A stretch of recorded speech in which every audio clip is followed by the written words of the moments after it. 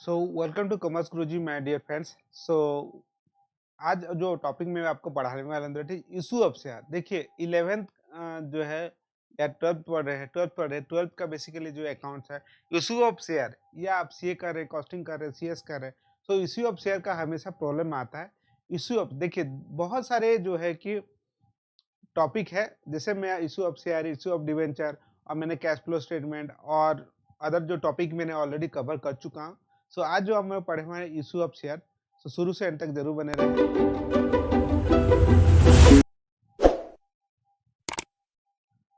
Issue of share, देखिए issue of share जो क्या होता है, पहले आप जान लीजिए शेयर कैपिटल होता क्या है। देखिए शेयर मतलब क्या होगा, this is small part of the owners capital, मतलब टोटल कैपिटल, मतलब पैसा जो बिजनेस में लाते हैं, कौन लाता है भाई, शेयर होल्डर लाते हैं। So total share capital is divided into small part, that is called shares.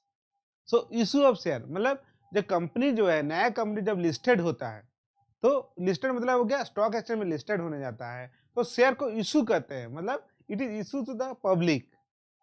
Issue of share, तो उसका हम लोग कैसे अकाउंटिंग करेंगे इशू ऑफ शेयर, तो उसको पूरा डिटेल हम लोग पढ़ेंगे। तो पहले आपका in one we had a study about means in 11th sole proprietor और पार्टनरशिप, हम लोग पूरे डिटेल ये समझे थे कि सोल प्रोप्राइटर क्या है और पार्टनरशिप क्या है, हम लोग पूरा ये डिटेल पढ़े थे, और उसका फीचर्स क्या है, एडवांटेजेस डिसएडवांटेजेस। अब आप नहीं देखे हैं तो वो मेरा वीडियो को पहले बिजनेस स्टडीज का देख लीजिए, ताकि पूरा कॉन्सेप्ट समझ में आ जाएगा कि सोल प्रोप्राइटर क्या है और कंपनीज क्या है और उसका डिटेल। फिर एडवांटेजेस हम लोग बताए थे, क्या होता है सोल प्रोप्राइटर और पार्टनरशिप का। तो सोल प्रोप्राइटर कोई डिसीजन मेकिंग होता है और नो कॉन्फ्लिक्ट, क्योंकि सिंगल आदमी रहता है, और फिर सीक्रेसी मेंटेन होता है क्योंकि only one person who manage the business.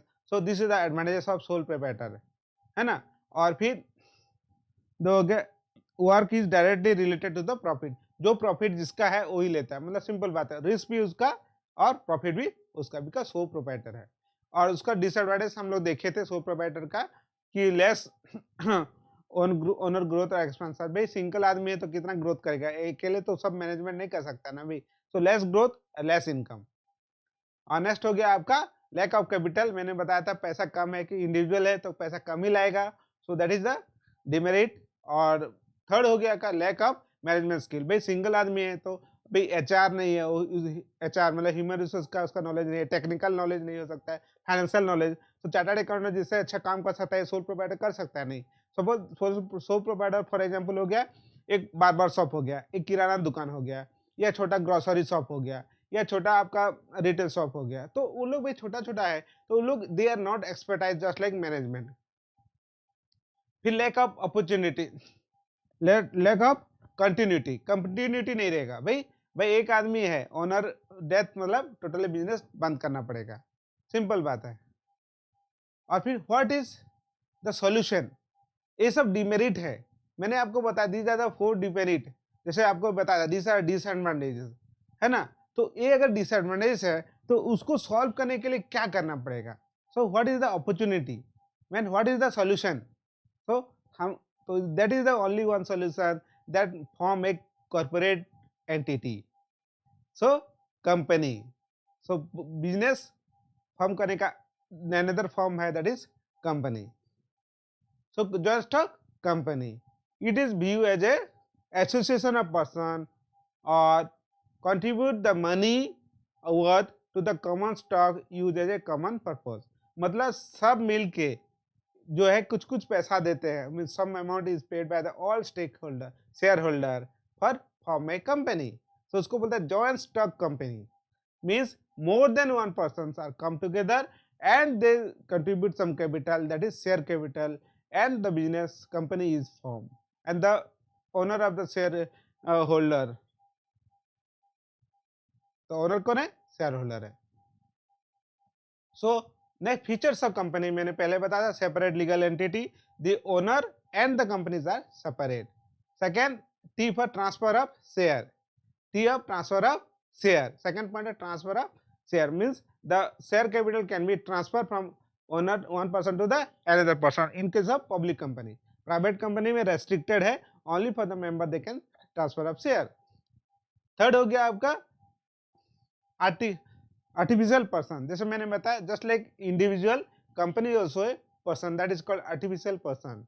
Then perpetual existence means after getting the certificate of incorporation, company have also independent body like individual, that is called perpetual existence. Then limited liability, limited liability, the share the members liability is limited to the extent of share they have unpaid.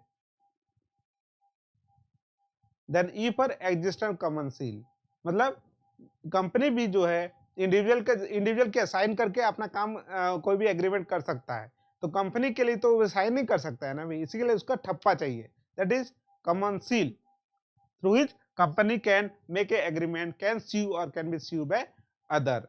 ठीक है, so these are the some of the features of the company. Then separate legal entity, जैसे मैंने बताया कि the separate legal entity who is not affected by change in the member, means member can go, member may come, company will remain same, or the company can sue or can be sued by the other person, that is separate legal entity। Company किसी को case कर सकता है, company का ऊपर भी कोई case कर सकता है, that is called separate legal entity.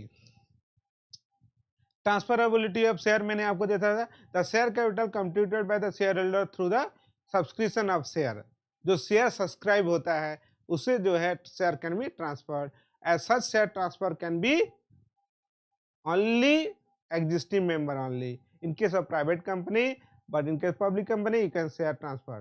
Then artificial person means being created by law as a separate legal entity, companies are registered under companies act 2013 और प्रीवियस एक्ट, पहले 13 के पहले 56 था और बहुत सारे अदर एक्ट था, उसका अंडर भी कंपनी रजिस्टर्ड किया तो भी उसको कंपनी बोलेंगे, और कंपनीज एक्ट 2013 में रजिस्टर्ड किया तभी उसको बोलेंगे। It is called separate artificial person.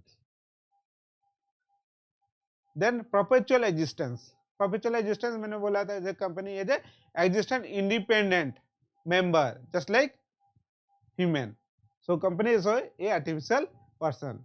Perpetual existence, so continue with the existence of the death of the insolvency of the member, member may come, member may go, company will be remain same, है ना भाई। Sole proprietor में अगर owner का death हो गया या मालिक जो हो गया तो मतलब बिजनेस बंद हो जाएगा, बट कंपनी केस में ऐसे नहीं होता, अगर मेंबर का डेथ भी हो गया तब भी कंपनी चलेगा, मेंबर में कम, मेंबर में गो।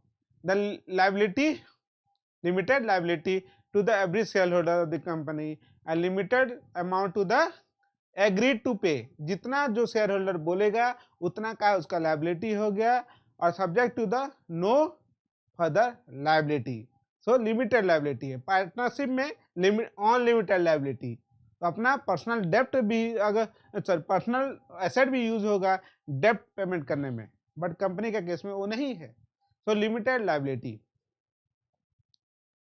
Then existence of common seal, जैसे मैंने बोला कि a natural person can sign by document by use common seal और stamp. Authorised person means company जो है, सपोज कंपनी सेक्रेटरी को ऑथराइज कर दिया गया तो कंपनी के बिहाफ में company secretary will act and he can make a document, he can sign, so authorisation is the one of the valid document through which any person can act on behalf of company, company के behalf पे जो है कि कोई काम कर सकता है। देन शेयर, तो शेयर कैपिटल क्या होता है, share capital of the company is divided into unit of the small denomination, these unit are called shares, so total capital of the companies are divided into small part that is called share। समझ में आया, total capital जो है total small part पे divide होता है, उसको बोलते हैं share. And the person are known as share holder, जो पर्सन उसको होल्ड करता है उसको बोलते हैं share holder. And the amount contributed of them is called share capital, जो अमाउंट वो कंट्रीब्यूट करते हैं उसको बोलते हैं शेयर कैपिटल। सिंपल बात मैं आपको समझा रहा हूं।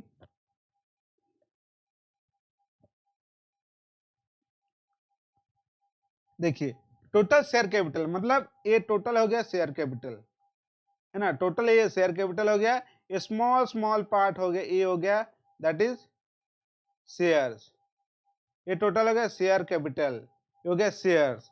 और जो पर्सन है उसको होल्ड करते हैं उसको बोलते हैं शेयर होल्डर। क्या बोलते हैं उसको? शेयर होल्डर, इसको शेयर होल्डर बोलते हैं। समझ में आया? So total capital is divided into small part that is called share, then the person who hold called shareholder, or the capital contributed by the shareholder known as share capital। समझ में आया? ये बहुत ही सिंपल डेफिनेशन है। Then share का meaning मैंने आपको समझा दिया। Then type of share, type of share क्या क्या टाइप ऑफ शेयर है? टू टाइप ऑफ शेयर, एक हो गया इक्विटी शेयर, दूसरा हो गया प्रेफरेंस शेयर। तो shares are divided into two parts, first is equity shares, second is preference share. So equity share क्या है? Equity shares are which do not enjoy the preferential voting right for the payment of dividend और repayment of capital. मतलब simple बात है, equity share मतलब हो गया share which do not enjoy the preferential rights, payment of dividend और capital. मतलब preference share को जो है पहले राइट्स मिलता है इक्विटी शेयर का पहले। सो इक्विटी शेयर का no rights, no enjoy, enjoy नहीं कर सकता है क्या? डिविडेंड रिसीव करने में या उसका कैपिटल रीपेमेंट करने में जो कंपनी करेगा। Dissolution sorry winding up time में कंपनी जब बंद हो जाता है तो प्रेफरेंशियल शेयर होल्डर को पहला एबिलिटी मिलता है, और इक्विटी शेयर को जो है कि पहला प्रायोरिटी नहीं मिलता है, नो प्रायर, और he don't enjoy the benefit of preferential right for receiving of dividend, और you can say payment of dividend from the company point of view से देखिएगा तो डिविडेंड कंपनी पेमेंट करेगा और रीपेमेंट करेगा शेयर, तो उसको जो है पहले प्रेफरेंस नहीं मिलता है, वो इसीलिए बोलता है उसको इक्विटी शेयर। घर का आदमी है, हम सिंपल बात में बोलते हैं भाई घर का आदमी है यार, छोड़ो ना इसको, बाद में देखेंगे, पहले बाहर को दे देते हैं, है ना। So that is called equity share holder. Then type of preference share. So preference share क्या है? तो preference share are those person who are getting preferential rights. Equity share है हो गया, दूसरा हो गया प्रेफरेंस शेयर हो गया। So preference shareholder get preferential right for receiving of dividend और रीपेमेंट ऑफ कैपिटल, उसके लिए पहला प्रायोरिटी मिलता है, उसको बोलता है प्रेफरेंस शेयर। तो प्रेफरेंस शेयर जो है टाइप ऑफ प्रेफरेंस शेयर हो गया, जैसे हो गया dividend rights, so cumulative dividend rights, then non cumulative dividend rights. मतलब डिविडेंड मतलब क्या होता है भाई, कंपनी में कोई आदमी शेयर लगा रहा है तो उसको क्या चाहिए भाई? रिटर्न डिविडेंड चाहिए ना भाई। हर एक साल कंपनी प्रॉफिट का कुछ परसेंट जो कि शेयर होल्डर को देते हैं उसको बोलते हैं डिविडेंड। समझ में आया? डिविडेंड मतलब small part of the profit और total amount of the profit out of which company is paid dividend 8 rupees और 12 रुपीज, और पर शेयर जो है कंपनी शेयर डिविडेंड देता है, हर एक साल देता है। एक इंटरिम डिविडेंड, एक फाइनल डिविडेंड होता है, और बहुत सी कंपनी में फाइनल डिविडेंड डायरेक्ट दे देते हैं। सो डिविडेंड राइट, तो टाइप ऑफ प्रेफरेंस पे हो गया डिविडेंड राइट जो हो गया पहले क्यूमुलेटिव फिर नॉन क्यूमुलेटिव, हम समझाएंगे पूरा detail. Then recovery of share capital, recovery of capital redeemable then non irredeemable, और फिर हो गया कन्वर्सन, हो गया पहले हो गया कन्वर्टेबल फिर हो गया नॉन कन्वर्टेबल, और फिर फोर्थ जो हो गया participate in surplus of profit, that is called participating, हो गया non participating. So this is all about the preference share. So generally हम 4 तरह के जो है हम लोग प्रेफरेंस शेयर देखे। पहले हो गया डिविडेंड राइट, फिर रिकवरी ऑफ शेयर कैपिटल, फिर कन्वर्सन, फिर पार्टिसिपेट फॉर प्रॉफिट। सो दो टाइप हो गया cumulative, non cumulative, redeemable, not redeemable, convertible, non convertible, and आपका हो गया देन आपका हो गया पार्टिसिपेटिंग, नॉन पार्टिसिपेटिंग। सो 1 2 3 4 और ये हो गया आपका into 2 that is 8 types. Preference share कितना टाइप का होता है? तो total 8 type of preference share generally होता है, जो कि आपको एक एक करके मैं समझाऊंगा। Cumulative preference share, enjoy the right of cumulative, enjoy the life of cumulative accumulated on paid dividend in future year। देखिए, डिविडेंड जो कंपनी का है वो करंट ईयर का होता है, ठीक है। इस साल कंपनी सपोज 10 रुपया डिविडेंड किया, ठीक है, और जो डिविडेंड डिक्लेयर नहीं किया तो अगले साल उसको डिविडेंड मिलेगा, तो पिछले साल का इस साल मिला, इस साल का अगले साल मिलेगा। So enjoy the cumulative paid of dividend in future year. तो इस साल नहीं मिलेगा तो अगले साल उसको मिलेगा। तो इस साल का सपोज 10 रुपया मिला और करंट ईयर, फिर प्रीवियस ईयर का भी मिलेगा उसको 2 रुपया, 10 रुपया था फिर 8 रुपया मिला उसको, तो टोटल 18 रुपया हुआ, है ना। सो डेट हो गया क्यूमुलेटिव, हो गया क्यूमुलेटिव। फिर इन case of Sam is not paid during the year, जो साल पेमेंट नहीं होगा तो अगले साल उसको मिलेगा, that is called cumulative preference share.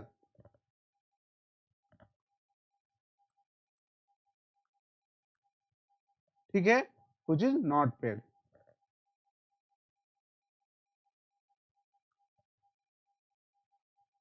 फिर नॉन क्यूमुलेटिव प्रेफरेंस शेयर क्या हुआ?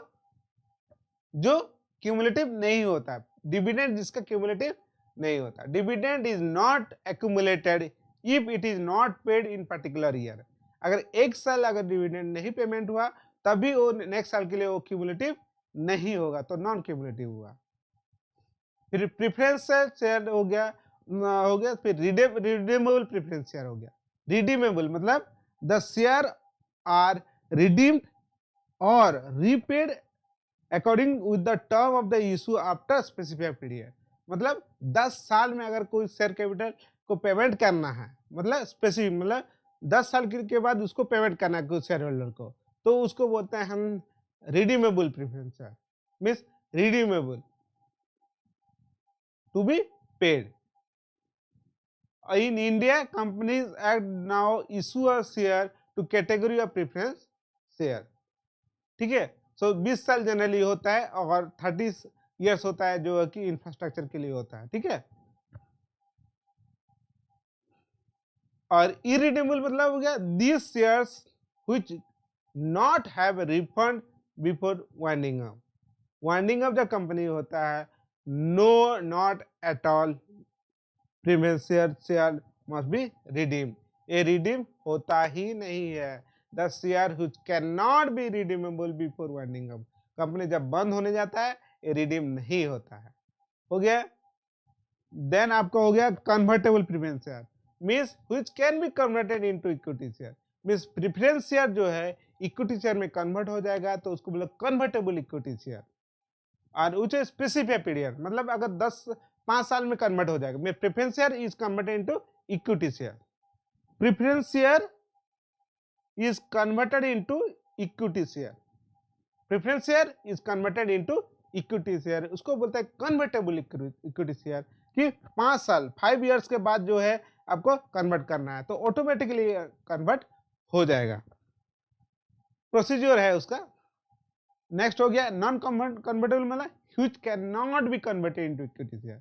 Preference share can not B that within 6 month of 1 year interval से, इक्विटी शेयर इंटरवल से 6 मंथ और 1 ईयर और 5 ईयर और 5 मंथ जो भी हो सकता है। So preference share is not converted into equity share. Preference share equity share में कन्वर्ट नहीं होता है, जो नॉन कन्वर्टेबल इक्विटी शेयर बोलते हैं।